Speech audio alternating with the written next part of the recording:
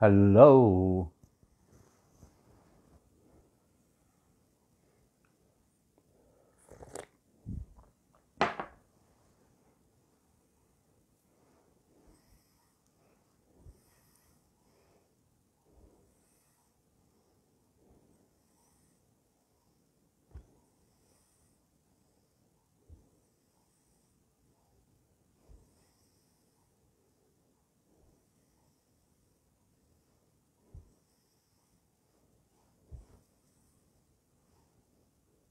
Major Mozammel Hossain দেখি মোর একজন বেআই বরিশাইডা বেআই রিটায়ার্ড মেজর কিন্তু অনেক জোয়ান এখনও তরুণ এখনও চাকরি করেন তিনি কোনো একটা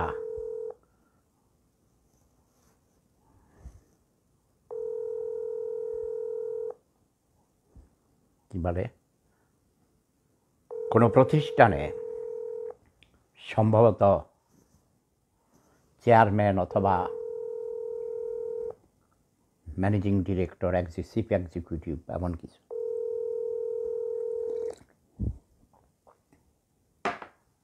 না ধরছেন না একজন প্রকৃত মুক্তিযোদ্ধাকে ইনভাইট করে দেখি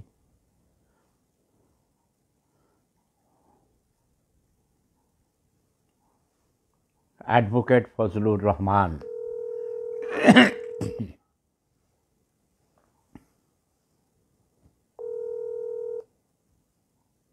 না উনি হয়তো কোর্টে এই সময় কী যে সমস্যা কাউকে পাবে না জনাব মাসুদ কামাল মাসুদ কামাল দেখি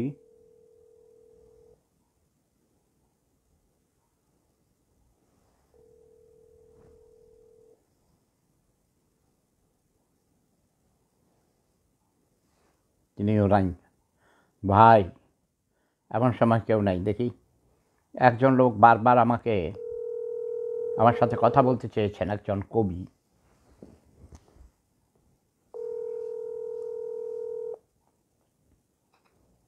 love is power love is power আপনাকে দেখি না সোজা হয়ে বসুন মাথা উপরে স্মার্ট ম্যান লাইক একজন আর্মির মতো সোজা হয়ে বসেন মিলিটারি স্টাইল আমি জেনারেল আমি যুদ্ধক্ষেত্রে জেনারেল কথা বুঝি না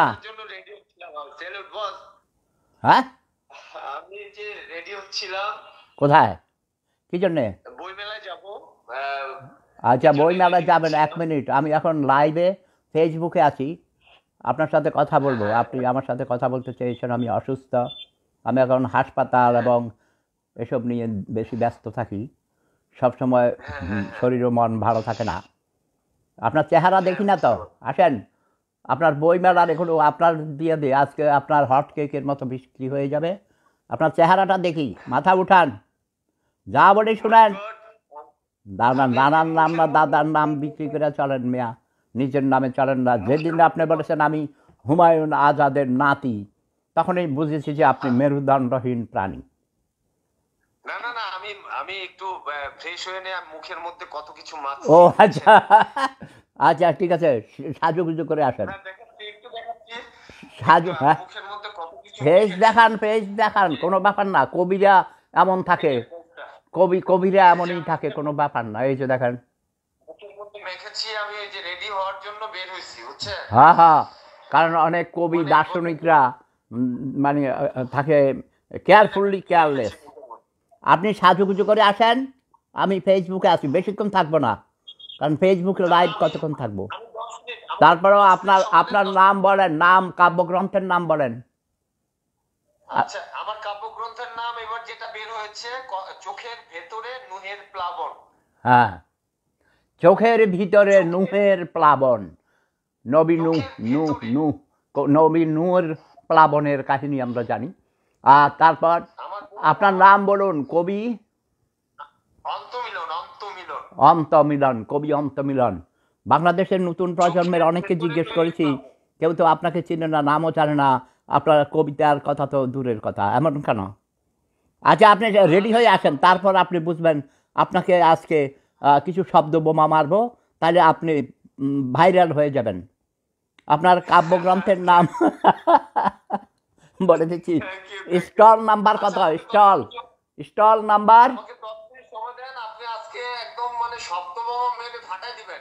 আর আচ্ছা, আমি দ্রুত কিন্তু দ্রুত, বিশ্বাস 5 করবো মিনিট আমার টাইম, বন্ধু 5 শিক্ষক মিনিট, বানাচ্ছে। 5 মিনিট, এটা যুদ্ধক্ষেত্র, এত সময় নেই আপনাদের। আমার 1 সেকেন্ড আপনাদের 20 কোটি বাঙালির থেকে 1000 গুণ বেশি দাম, কথা বোঝেন নাই? আজকে দেখবো আপনাকে দিয়ে হবে কিনা। দ্রুত দ্রুত, আপনি যদি 5 আমাকে মিনিটস, 5 বলতেন, মিনিটস, 5 মিনিট, 5 মিনিট সময়। অন্ত, এই তোমরা কবি অন্ত মিলনের নাম শুনেছ? ত্রিনা, হাই। তোমরা কবি অন্ত মিলনের নাম শুনেছ কেউ? এই ত্রিনা, আসো। ইয়াস, যদি নাম না শুনে থাকে আমি মনে করবো যে সে কোনো কবি না। খালি কাব্য গ্রন্থ বের করলেই কবি হয়ে যায়? যার কবিতা নজরুলের কথা শুনলেই আমরা বুঝি ওয়েলকাম, সুপ্রভাত। তুমি শুনেছ ভাইয়া? আমার কথা শুনতে পাচ্ছ? হ্যালো ত্রিনা, নেটের সমস্যা আমরা, কথা বলো, কথা বলো। আমি তো দেখতে পাচ্ছি না আমাকে। দেখতে পাওয়া, দেখা যাবে না, এটা সিস্টেমের সমস্যা আছে, পরে দেখা যায়। আমি জানি এটা কয়েকদিন থেকে এমনটি হচ্ছে, পরে সব দেখা যায়। কালকে দেখো নাই? আমি যা বলি একবার শুনবে, বেশিবার কথা বলা যাবে না। একবার যেটা বলবো সেটাই শুনবে। আমি যুদ্ধক্ষেত্রে প্রধান সেনাপতি, আমি মিলিটারি স্টাইল, ওকে? আমি জেনারেল। শুনতে পাচ্ছ? কথা বলো, কথা বলো। দেখার দরকার নাই, চেহারা দেখা যায়, তুমি দেখবে না এখন। সামনে এসেছি। তুমি কি শুনতে পাচ্ছ? হ্যাঁ, শুনতে পাচ্ছি। মনোযোগ দিতে হবে, শতভাগ। এক কথা 3 বার বলা যাবে না। তুমি কি কবি অন্তমিলনের নাম শুনেছ? কবি অন্তমিলন, এই কবির নাম শুনেছ? অন্তমিলন নামে কোনো কবির নাম শুনেছ বাংলাদেশে? না, শুনে নেও, আমার কথাই শুনে। তুমি কোথায়? আপনি তোমার নেটের সমস্যা, তোমার নেটের সমস্যা, তুমি আমার কথা শুনতে পাচ্ছ না। কে? তোমার কথা শুনি না, তুমি বাদ, তুমি বাদ হয়ে যাও, তুমি বাদ হয়ে যাও। আরেকজন নাটকে বিরক্ত, বিরক্ত, ওর নেটের সমস্যা, আমি বুঝতে পারছি। এক কথা 100 বার বলতে হয়, বিরক্তিকর না? এই তোমাদের মধ্যে কেউ আছো যে যার নেট ভালো আছে? আমি জানি তোমরা সবাই smart. Advocate Shahin Rupam, Rupan. Advocate মানুষ তো চালাক হয়, যাকে আনছি সেও হবু উকিল। Advocate Rupam, MD Rabiul Awal. দেখি এমডি রবিউল আউয়াল, আচ্ছা।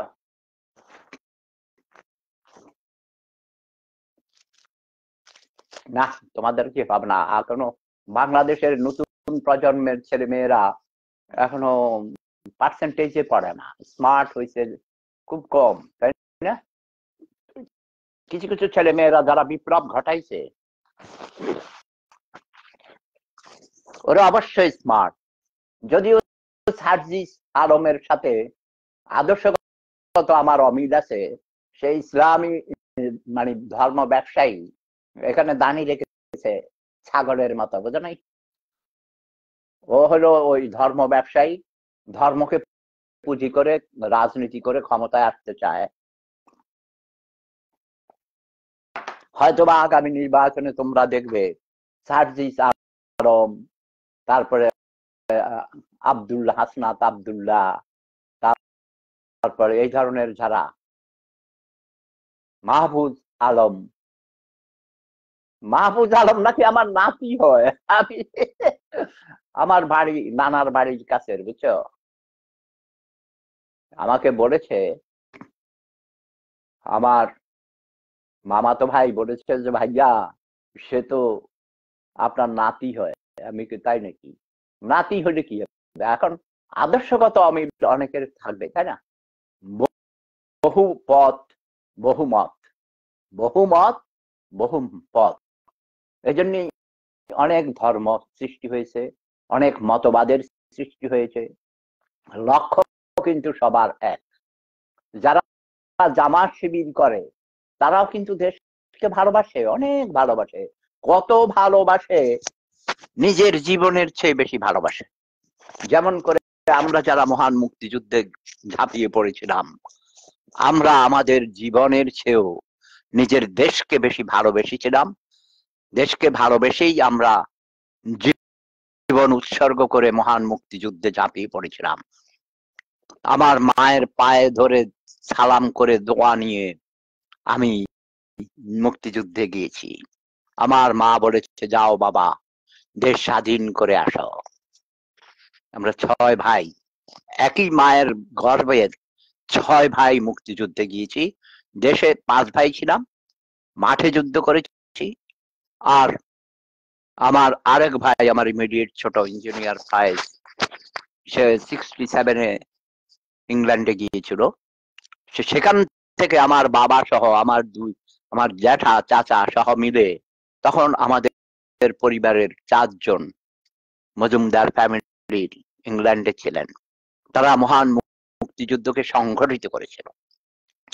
এখন সেই পরিবারের 200 জনের উপর নাতি পুতি সব মিলিয়ে মোর দেন 200 মেম্বার্স ইংল্যান্ডে থাকে। কথা বোঝা গেছে? আচ্ছা, কেউ আসো, কেউ স্মার্ট কেউ আসো, আমার সাথে যোগ হইতে পারো। আহম্মদ জিহাদ, আসো দেখি। তোমরা সব ল্যাভেন্ডিস কেন? ভয় পায়, বুঝছো? অনেকে কথা বলতে ভয় পায়।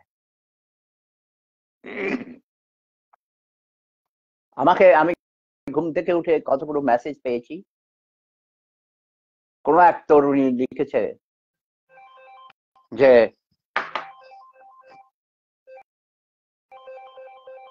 সাকিব নও, এখানে টেলিফোন করবে না। যে আমার প্রাইভেট টেলিফোন করবে সাথে সাথে ব্লক।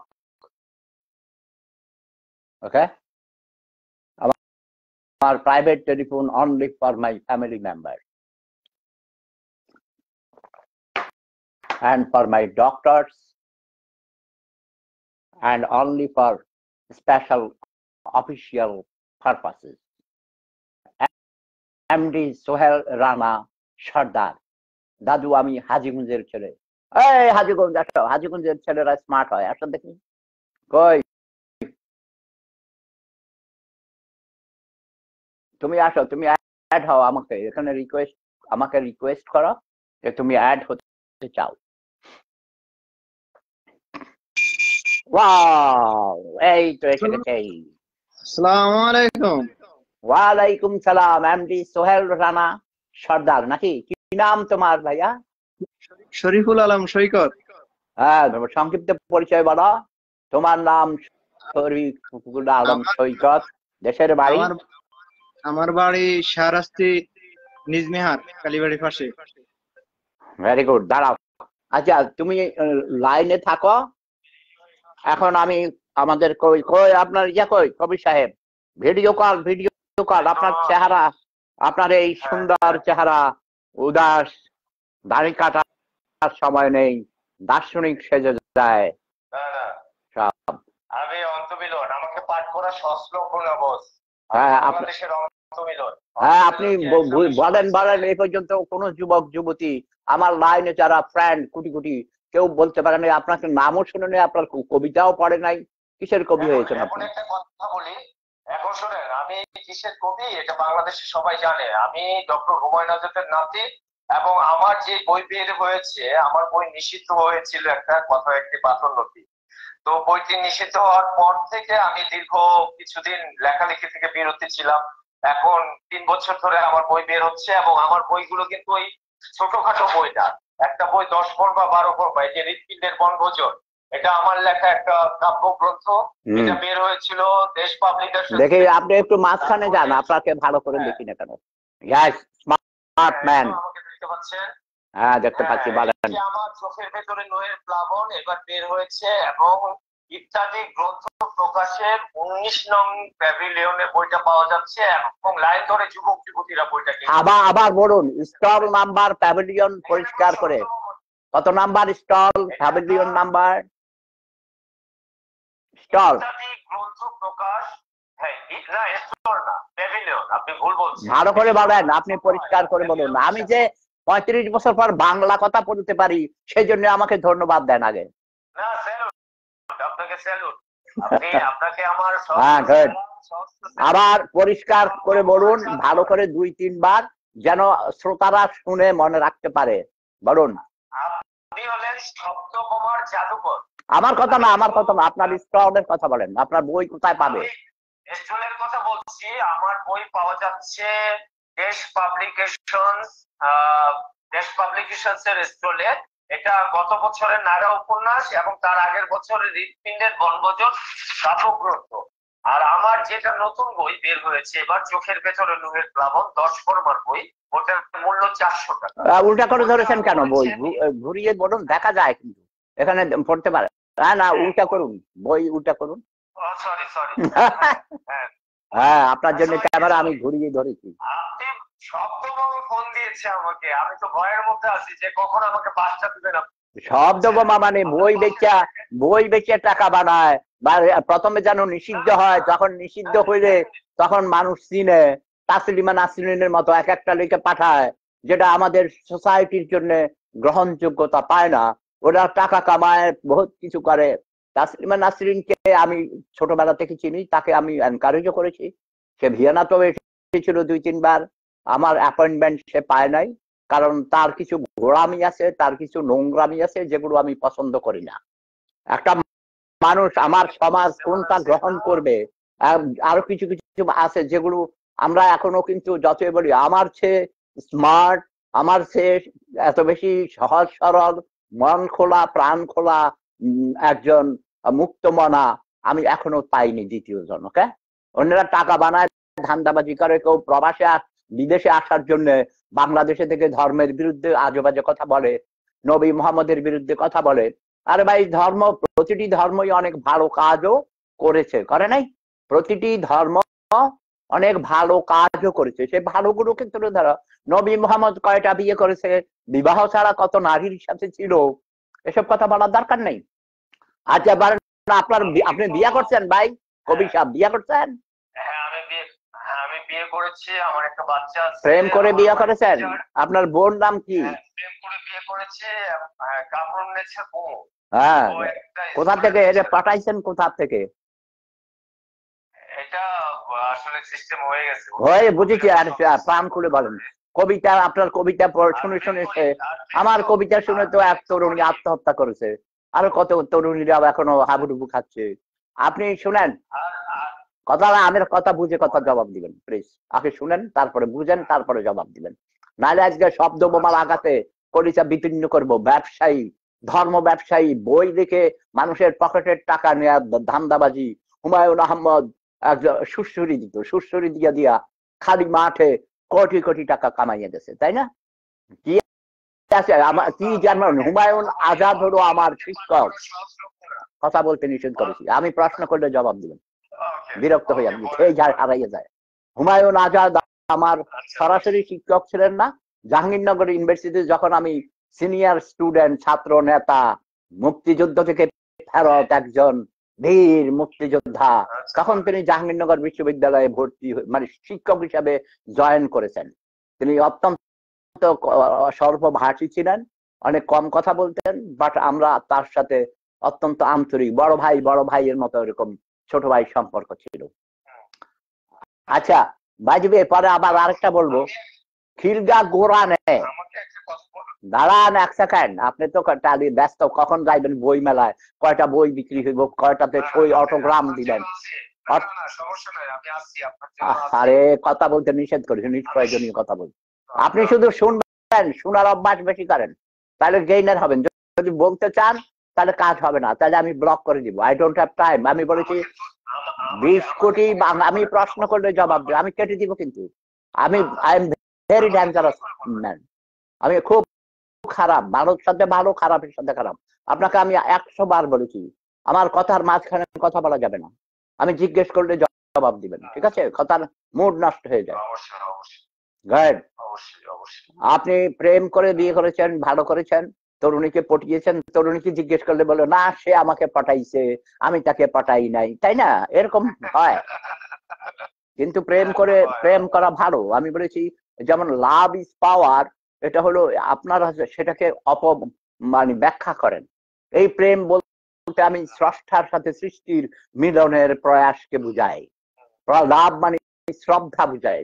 আর আমাদের দেশে তো পটাইয়া পুটাইয়া এইসব আজে বাজে কবিতা টবিতা লেখা, কিছু কিছু দানি টানি রাখা, সালার শট কাঁধে দিয়া আজিজ সুপার মার্কেটে ঘুরে স্যান্ডেল পরে, শাহবাগের মোড়ে, পাবলিক লাইব্রেরির মোড়ে, টিএসসির মোড়ে আড্ডা মারে, আর ওই স্টার সিগারেট টানতো আগের দিনে। তো এইসব মানে উদ্ভ্রান্ত কবি, অবশেষে দেখা যায় এরা বেশিরভাগ বিনা চিকিৎসায় মারা গেছে, না খেয়ে মরছে, বন্ধু বান্ধবীদের কাছ থেকে প্রথম প্রথম ধার টার করছে, কাব্যগ্রন্থ বের করেছে, চলে না। সেফুদার কবিতা নাম শুনলেই মানুষ কবিতা মুখস্থ করে রাখছে। টেলিফোনের ওই যে ঘুম থেকে জাগার যে সাউন্ড, সেখানে লিখেছে love is power, love never dies. অথবা আমি ঘুম ভাঙানিয়া পাখি, আমি এসেছি তোমাদের সবার ঘুম ভাঙাতে, রঙিন আলোয় ভুবন রাঙাতে, উঠো উঠো জেগে উঠো সবাই। কবি নজরুলের কথা উঠলে ভাঙরে মার লাঠি, লাঠি মার ভাঙরে তালা, ভেঙে ফেল বন্দিশালা, আগুন জ্বালা, আগুন জ্বালা ফেল উপারি।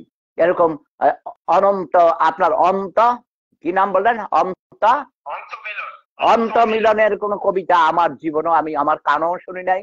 যতগুলি নতুন আমি জিজ্ঞেস করলাম আমার লাইনে আছে, আমি জিজ্ঞেস করেছি, এখানেও জিজ্ঞেস করেছি, আজকেও কেউ আপনার নামও শুনে নাই, কবিতাও পড়ে নাই। কেন? কদিন আগে তো আপনি আমার একটা কবিতা পড়েছেন, যেটা আপনাকে নিয়ে লিখেছিলাম। আমি পড়েছি, আমার কথা নয়, নতুন প্রজন্ম। সেফুদা নাম শুনলেই সবাই চমকে উঠে, লাভ দিয়ে উঠে। মানে আমি দাঁড়াই দেখেছি, সারা পৃথিবী দাঁড়ায়। তাহলে অন্ত মিলনের নাম শুনিয়া কেন তরুণীরা এখনো এসেছে? কয়জন ছিল, সব চলে গেছে। আচ্ছা, আপনার একটা 2-3 লাইনের কবিতা বলেন দেখি। 2-3 লাইনের একটা কবিতা বলবো? হ্যাঁ আচ্ছা, আমার হৃৎপিণ্ডের বনভোজন থেকে বলি। হ্যাঁ হ্যাঁ বলুন। চশমাটা খুলে বলি।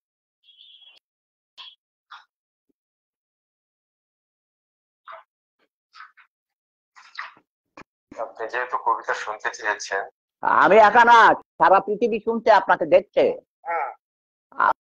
অনেক কিছুই লেখা যায় না। হম। তোষকের তলে লুকিয়ে রাখা ব্যক্তিগত জিনিসগুলো, মধ্যরাতে হাড় কাঁপানো শীতে ঘামের ব্যাকরণ, জায়নামাজে দাঁড়িয়ে জেনা জেনসন, নিকি ব্যান্স, তাদের ধবধবে ফর্সা উরু যদি লুটোপুটি খায় চোখের ভিতরে। হ্যাঁ, অনেক কিছুই। আর কিছু কিছু লিখতে গেলে আঙ্গুলগুলো ওত পেতে থাকে। দেয়ালে দেয়ালে মুক্তার নামা, মাথার খুলির দাম 1 কোটি টাকা ধার্য।